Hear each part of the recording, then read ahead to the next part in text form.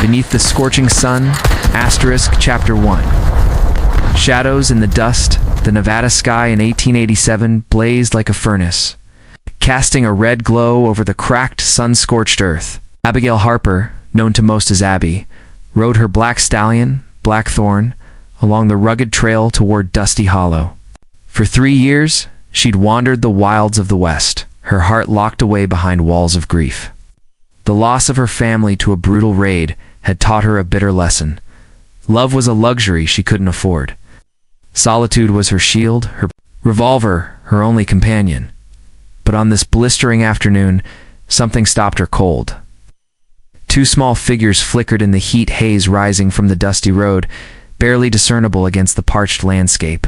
A girl, perhaps 9, with tangled brown hair, clutched a younger boy whose head lolled against her shoulder, his body limp, as if hope itself had abandoned him. Abby squinted, her sharp eyes tracing wagon tracks and hoof prints etched deep in the dirt. At least 3 groups, wagons, riders, maybe a stagecoach, had passed this way in the last hour. Not one had stopped. She pulled Blackthorn to a halt, the horse snorting in protest, his hooves pawing the ground. Abby dismounted, her boots crunching on the brittle earth, each step kicking up clouds of dust that clung to her worn leather duster. As she approached, the girl looked up, her hollow eyes glinting with a mix of defiance and despair. Her lips, cracked white from thirst, trembled as she spoke. "Who are you?" "Name's Abby," she said, her voice low and steady though. Her heart stirred with an unease she couldn't name. "And you?" "Eliza," the girl whispered, her arms tightening around the boy. "This is Jacob, my brother." Abby knelt, her movements slow, like approaching a skittish colt. She unhooked her canteen from her belt, offering it to Eliza. The girl drank greedily, water spilling down her chin, her hands shaking as she tilted the canteen to her brother's lips. Jacob stirred faintly, his eyelids fluttering, but not opening. "When did you last eat?" Abby asked, her tone gentle but probing. Eliza shook her head, a flicker of fear crossing her face. "Don't know. Days, maybe." Her voice was barely audible, like wind rustling through dry sagebrush. Abby's gaze swept over them, noting their tattered clothes, once fine cotton, now sun-bleached rags. These weren't street urchins. They'd come from somewhere with means, somewhere that had failed them. Something about their hollow stares clawed at her chest. Stirring memories, she'd buried deep memories of her own brother, Samuel, whose laughter she'd never hear again. Dramatic moment 1.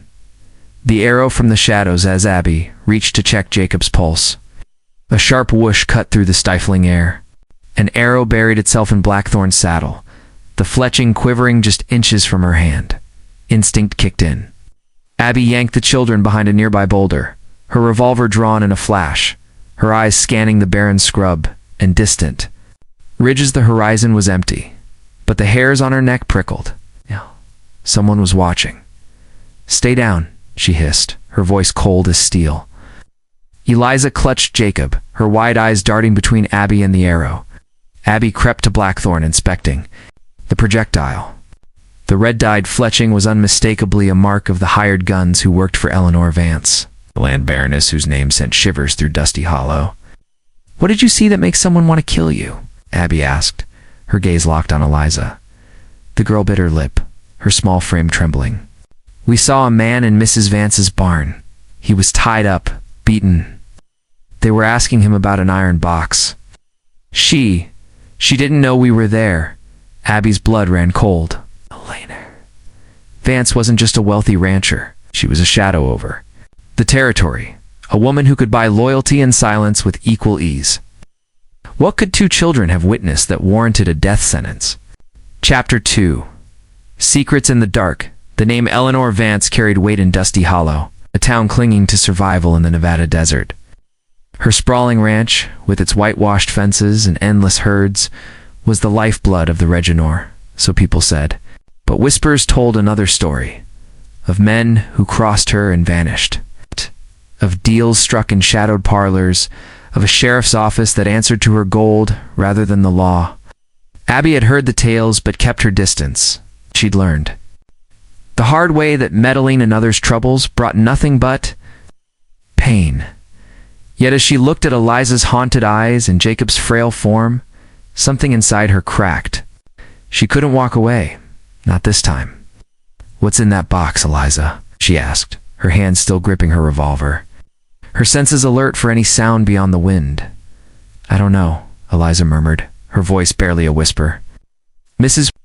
Vance called it the key to this whole land." The man, Mr. Caleb Holty, kept crying, saying he didn't know anything. But she didn't believe him. Caleb Holt. The name rang a faint bell. Deliver a man always hauling supplies to the big ranches. A quiet man with no enemies, or so Abby had thought. What had he stumbled into that made him a target for Vance's wrath? The distant thunder of hoofbeats snapped Abby from her thoughts. She pulled the children into a cluster of dry sagebrush, signaling silence with a finger to her lips. A group of riders crested the horizon, their silhouettes sharp against the fiery sky. At their head was Jack Ramsey, Dusty Hollow's deputy sheriff, his tall frame and angular face unmistakable. His eyes, cold as a rattlesnake's, locked onto the boulder where they'd hidden moments before. "Abigail Harper." Ramsey's voice boomed, carrying a threat wrapped in false civility. "I know you're out there. Hand over the kids, and I'll let you ride on. No need for trouble." Abby stepped out, her revolver steady in her hand, her duster flapping in the hot wind. "I don't make deals with thugs hiding behind a badge," she said, her voice sharp enough to cut through the tension. Ramsey's lips curled into a sneer, his hand hovering near his holster. "You're making a mistake, Harper. Okay, those kids are nothing but trouble. Walk away, or you'll regret it." Abby held his gaze, her finger resting lightly on the trigger. She'd faced down rustlers, bandits, and worse in her years on the trail. But something about Ramsey's calm menace chilled her. It wasn't just following orders, he enjoyed this dramatic moment too. Escape in the abandoned saloon, Ramsey's men fanned out, their horses snorting as they closed in. Abby knew she couldn't take them all in a straight fight, not with the children to protect. Thinking fast, she fired a shot into the air, the crack echoing across the desert. The horses reared, giving her just enough chaos to act. She grabbed Eliza's hand, hoisted Jacob over her shoulder, and sprinted toward an abandoned saloon 100 yards down the road. The saloon's weathered sign creaked in the wind, its windows long shattered. Inside, the air was thick with the stench of rotting wood and stale whiskey. Abby shoved the children behind a splintered bar counter, her eyes scanning for an escape. Her boot caught on a loose floorboard, revealing a hidden trapdoor. "Stay close," she whispered, lifting the trapdoor to reveal a narrow staircase. Descending into darkness, the basement was damp and cool, a stark contrast to the furnace above. Abby's lantern flickered, casting shadows across crates stacked against the walls. She pried one open, revealing rifles, ammunition, and sticks of dynamite. "This isn't a saloon," she muttered, her pulse quickening. "It's Vance's stash." Eliza's small hand gripped Abby's arm. "She talked about a place to hide things," the girl whispered. "Said no one would ever find it." Abby's mind raced. A secret cache this close to town meant Vance was planning something big, something worth killing for. But before she could think further, heavy boots thudded above. Ramsey's men had entered the saloon. Voices barked orders, floorboards creaking. As they searched, Abby worked quickly, rigging a stick of dynamite near the trapdoor with a short fuse. She led the children to a back wall, where a narrow tunnel, likely an old smuggler's route, led to the outside. "Move fast, and don't look back," she told Eliza, lighting the fuse as they crawled through the damp earth. They emerged behind a cluster of boulders, just as the saloon erupted in a deafening explosion, the blast shaking the ground. Dust and debris rained down, and Abby heard Ramsey's men shouting in confusion. She didn't wait to see how many survived. With Jacob still slung over her shoulder and Eliza clinging to her hand, she ran toward the shadowed cliffs of Redstone Canyon. Chapter 3. Journey through fire and shattered Stone Canyon.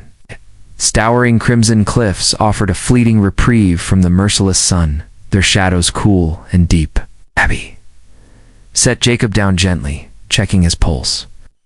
The boy was breathing, but his skin was gray, his eyes sunken. Eliza knelt beside him, her small hands brushing his matted hair. "All I have," she whispered, her voice breaking. Abby's heart twisted. She'd seen that look before, on her own face in a cracked mirror after Samuel's death. "Strong," she said, forcing confidence into her voice. "We'll get him through this," but danger wasn't far behind. As Abby scouted the canyon's mouth, a flicker of orange caught her eye. Flames raced across the dry brush outside, a wall of fire spreading with unnatural speed. Smoke billowed, thick and choking, turning the air acrid. This was no accident. Someone had set the blaze to trap them. Dramatic moment 3. Flight through. "The blaze run," Abby shouted, scooping Jacob onto her back and grabbing Eliza's hand. The fire roared closer, its heat licking at their heels. Eliza coughed violently, her small frame struggling to keep pace. Abby led them toward a shallow creek cutting through the canyon, the water cold and sharp against her boots. She waded in, pulling the children with her, hoping the stream would slow the flames. But the fire wasn't their only threat. Gunshots cracked through the smoke, bullets kicking up dirt near their feet. Ramsey's men had found them, their silhouettes looming through the haze. Abby dropped to one knee, shielding the children behind a rock, and returned fire. One man fell, clutching his chest, but the others pressed closer, their horses snorting in panic. Abby's mind raced. Oh! The creek was their only path, but it narrowed. Ahead, forcing them into a bottleneck. "Eliza, can you run?" she asked, her voice steady despite the chaos. The girl nodded, tears streaking her dirt-smeared face. "I won't leave, Jacob." "You won't have to," Abby promised, though her heart pounded with memories of her brother, lost to a similar chaos years ago. She'd failed Samuel. She wouldn't fail these children. She fired another shot, scattering the riders, and led the children deeper into the creek. The icy water numbing her legs as they pushed toward the canyon's far end. The flames slowed as they reached a wider section of the canyon. But Abby knew Ramsey wouldn't give up. She needed to plan a way to keep the children safe and uncover the truth about Vance's iron box. Chapter 4. An old friend and deeper secrets after 3 days of grueling travel. Hiding in shadows and dodging Vance's scouts, Abby and the children reached Silver Creek, a small mining town nestled in a valley. Abby's destination was the home of Marcus Reed, a former judge who'd known her father. Now in his 60s, Marcus lived in a modest cabin. His once imposing frame stooped, but his eyes still sharp as a hawk's. Abby knocked, her knuckles rapping against weathered wood. Marcus opened the door, his weathered face softening at the sight of her. "Abigail Harper," he said, his voice warm but tinged with concern. "What kind of trouble have you dragged to my doorstep?" She told him everything about the children, the arrow, the explosion, the fire. Marcus listened, his expression darkening. When Eliza recounted what they'd seen in Vance's barn, he leaned forward, his hands clasped tightly. "Isn't just a rancher," he said. "That iron box likely holds a map to a gold mine, one that could make or break this territory." Marcus explained that Caleb Holt, the man in the barn, had worked for a mining company surveying land for small-time prospectors. He'd likely uncovered Vance's scheme to forge land deeds, claiming uncharted gold deposits for herself. "She's not just greedy," Marcus said, his voice low. Ash. "She's built a network sheriffs, hired guns, even politicians. You're up against a viper, Abby, and she doesn't strike alone." Abby's jaw tightened. "Then we'll strike first." Dramatic moment 4. The betrayer in the shadows that night. As Abby planned to infiltrate Vance's ranch, a shadow slipped into Marcus's cabin. Abby's hand flew to her revolver, but she froze when she saw the figure's face. Sarah Monroe, the woman she'd loved fiercely years ago. Sarah's auburn hair was tied back, her green eyes haunted with regret. They'd parted after a misunderstanding that shattered Abby's heart, leaving her to swear off love forever. "I work for Vance," Sarah admitted, her voice trembling. "But I want to help you, and I know where the box is hidden." Abby's heart warred with itself. Sarah had broken her trust once. Could she risk it again? With time running out, she had no choice.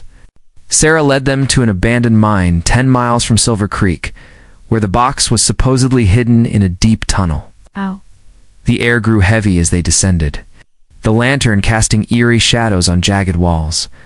But as they reached a cavern, lanterns flared around them. Vance's men stepped from the shadows, rifles leveled. Sarah's face crumpled. "I had no choice, Abby," she sobbed. "Vance has my sister." Betrayal cut deeper than any bullet.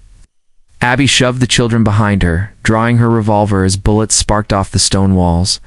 She downed a gunman, her movements swift and precise, but a bullet grazed her arm, sending a jolt of pain through her.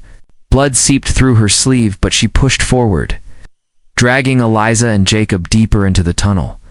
At its end, they found the iron box, rusted but intact.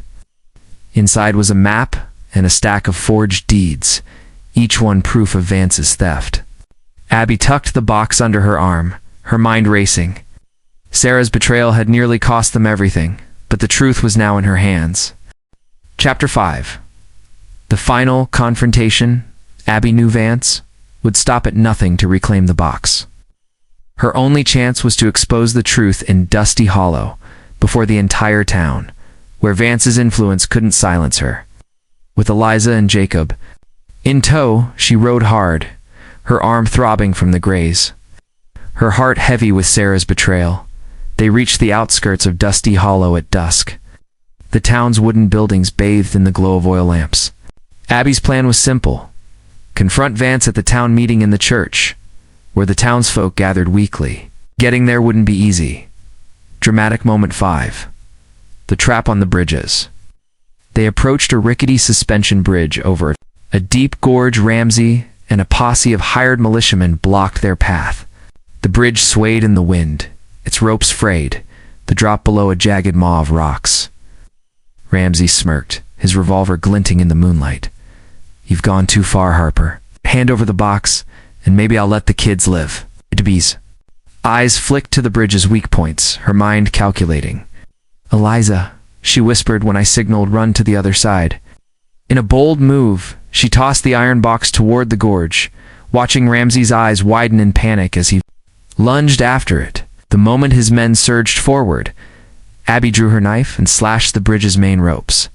The structure groaned, then collapsed, sending Ramsey and several men plummeting into the darkness.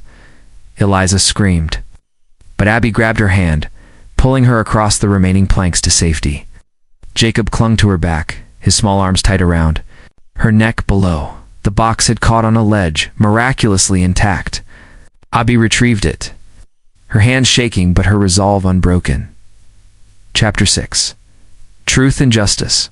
Dusty Hollow's church was packed, the air thick with the scent of candle wax and nervous anticipation. Abby strode in, the iron box under her arm, Eliza and Jacob at her side. The townsfolk fell silent, their eyes darting between her and Eleanor Vance, who sat at the front, her elegant black dress a stark contrast to her cold, calculating gaze. Abby held the map and deeds aloft, her voice steady as she recounted Vance's crimes. The forged deeds, stolen land, the torture of Caleb Holt, the attempt to murder 2 children to silence them. Murmurs rippled through the crowd, growing into shouts of outrage. Vance stood, her composure cracking, and tried to flee, but the townsfolk blocked her path, her faces a mix of shame and fury. Sarah appeared at the church door, her face pale but resolute. "I was part of it," she confessed, her voice carrying over the crowd. "Vance forced me, but that's no excuse. She's been stealing your land, your future, for years." Her testimony sealed Vance's fate, exposing the network of corruption that had held Dusty Hollow in a stranglehold. The sheriff, revealed as Vance's puppet, was arrested on the spot. The deeds were sent to state authorities, who promised to restore the land to its rightful owners, small prospectors and their families who'd been cheated for years. Emotional climax as the crowd dispersed. Abby knelt before Eliza and Jacob, her heart swelling with a warmth she hadn't felt in years. Eliza's small hand touched her cheek. "You saved us," she whispered. Abby shook her head, her eyes stinging. "You saved yourselves, Eliza. You never gave up." Sarah approached, her head bowed. "I don't deserve forgiveness," she said, her voice breaking. I betrayed you, Abby. I betrayed everything we were. Abby's throat tightened. She'd loved Sarah once, loved her with a fire that had nearly consumed her. But love, like trust, could be rebuilt. We all make mistakes, she said softly. What matters is you chose the truth in the end. Inspiring conclusion, Eliza. And Jacob were taken in by a prospector family, their new home filled with warmth and hope. Abby stayed in Dusty Hollow for a time, helping rebuild the town and its spirit. She visited Marcus, who smiled at her over a cup of coffee. You've changed, Abby, he said. You're not running anymore. She wasn't. For 3 years she'd fled her past, believing solitude was her only refuge. Saving Eliza and Jacob, facing Sarah's betrayal and redemption, had taught her something new. Love wasn't a weakness. It was the courage to fight for others. Even when it hurt, one evening, as the sun painted the desert red, Eliza ran to Abby, hugging her tightly. You're our hero, the girl said, her eyes bright with tears. Abby smiled. A real smile, the kind she thought she'd forgotten. No, Eliza, you're the hero for never giving up. As she rode Blackthorn out of Dusty Hollow, the horizon stretched wide before her, a promise of new trails and new battles. Her past would always be a shadow, but it no longer defined her. She'd saved 2 children, exposed a tyrant, and found a piece of herself she thought was lost. In the Wild West, where the sun burned fierce and the land forgave no one, Abby. Harper had learned that the only way to outrun pain was to fight for a future worth living.